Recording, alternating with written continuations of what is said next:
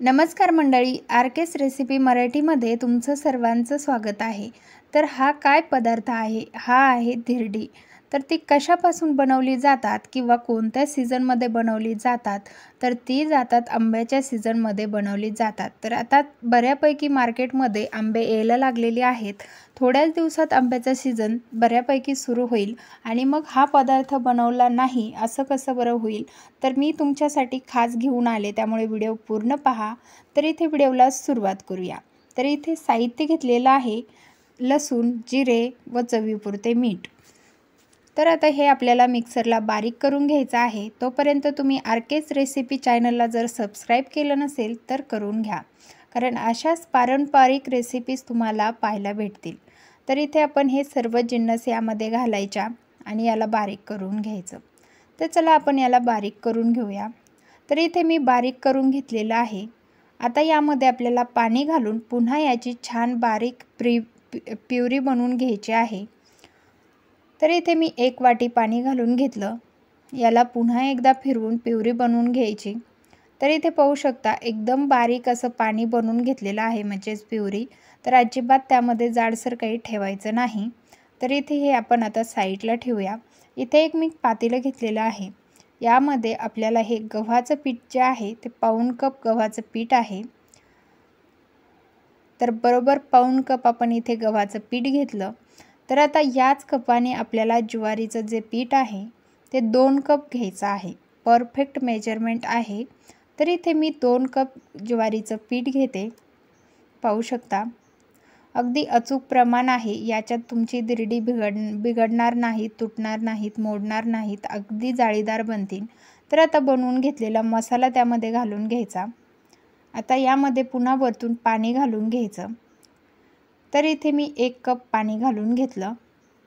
आता याला मिक्स करून घ्यायचं। असं छान मिक्स करून घ्यायचं, गुठळ्या वगैरे काही होत नाहीत, असं आरामात हलवून घ्यायचं, मिक्स करून घ्यायचं। त्याच पद्धतीने पुन्हा आपण आता इथे आपलं टोटल 2 कप पाणी झालेलं आहे। तर बॅटरच्या थिकनेसनुसार आपल्याला पाणी यूज करायचं आहे। मी लास्टला तुम्हाला किती पाणी लागलं हे सांगणार आहे। इथे आपण तिसराही कप पाण्याचा यूज केलेला आहे। तर अशाच पद्धतीने आपल्याला हलवून घ्यायचं आहे। हा पदार्थ जास्त करून म्हणजे खेड्यापाड्यात बनवला जातो, त्यामुळे तुमच्यासाठी हा खास बनवलेला आहे। त्यामुळे एकदा घरी नक्कीच ट्राय करा, चवीला अप्रतिम लागतो आणि आमरस केल्यानंतर तर एकदा नक्कीच बनवा।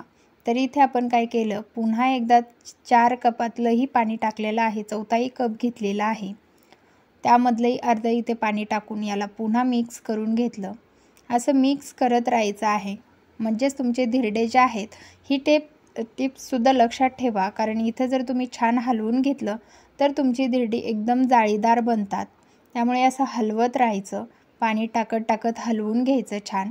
तर इथे आपले 4 कप आणि ती 1 वाटी पाणी झालेलं आहे टाकून। तर आता याला काय करायचं, 10 मिनिटं झाकण ठेवून असंच राहू द्यायचं। आता इथे आपण काय केलं, 10 मिनिटं ठेवलं। त्यानंतर आता इथे घेतलेलं आहे तेल लावण्यासाठी माझ्याकडे ब्रश आहे। तुमच्याकडे जर ब्रश नसेल तर अशा पद्धतीने आपल्याला कांदा कट करून घ्यायचा आहे।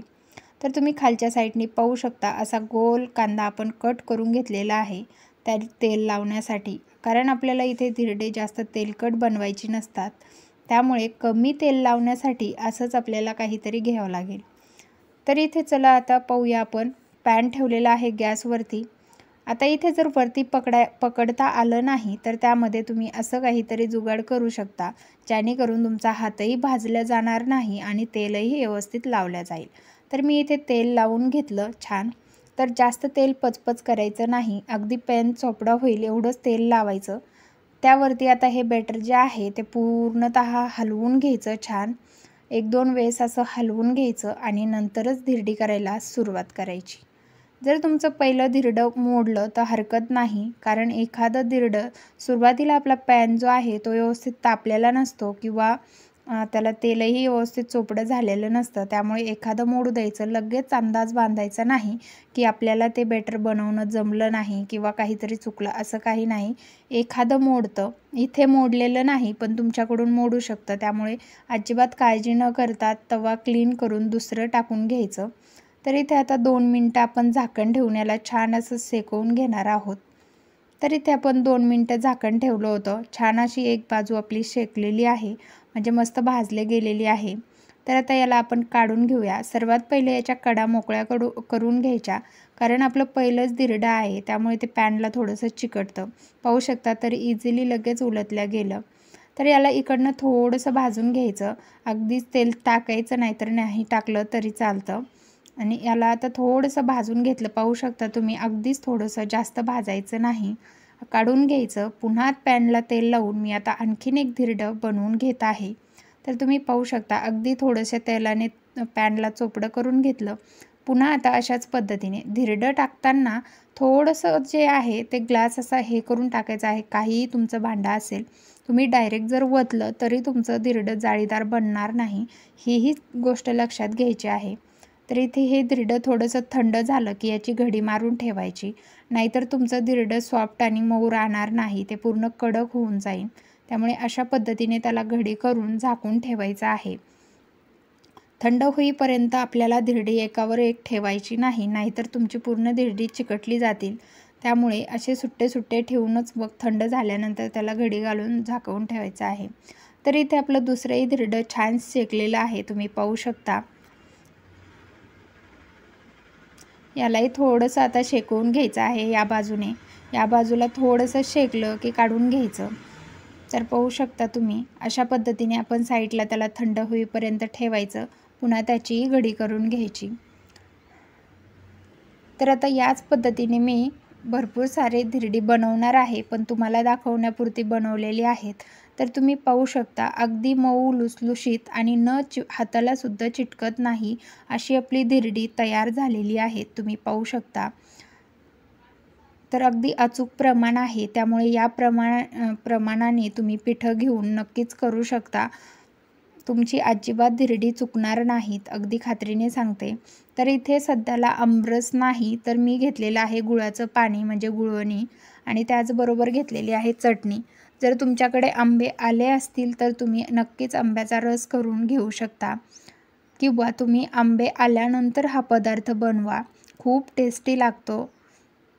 त्यामुळे इथे आपल्या जे धिरडे आहेत ते आता तुम्हाला छान असे दिसतच असतील, तयार झालेले आहेत. अगदी जाळीदार आणि पातळही खूप झालेले आहेत. लुसलुशीत असे मस्त धिरडे तयार झाले. तुम्हाला जर हा व्हिडिओ आवडला असेल तर व्हिडिओला लाईक करा, शेअर करा. त्याचबरोबर चॅनलला सबस्क्राईब केलं नसेल तर लगेच करून घ्या, कारण अशाच रेसिपीज तुम्हाला पाहायला भेटतील. तर पाहू शकता इथे छान असं आपलं ताट सजलेलं आहे. तुम्हीही असं सजवा, खा. आणि चॅनलला जाता जाता पुन्हा एकदा सांगते, सबस्क्राईब केल्याशिवाय जाऊ नका. त्याचबरोबर चॅनलला सबस्क्राईब करा, लाईक करा, शेअर करा. धन्यवाद.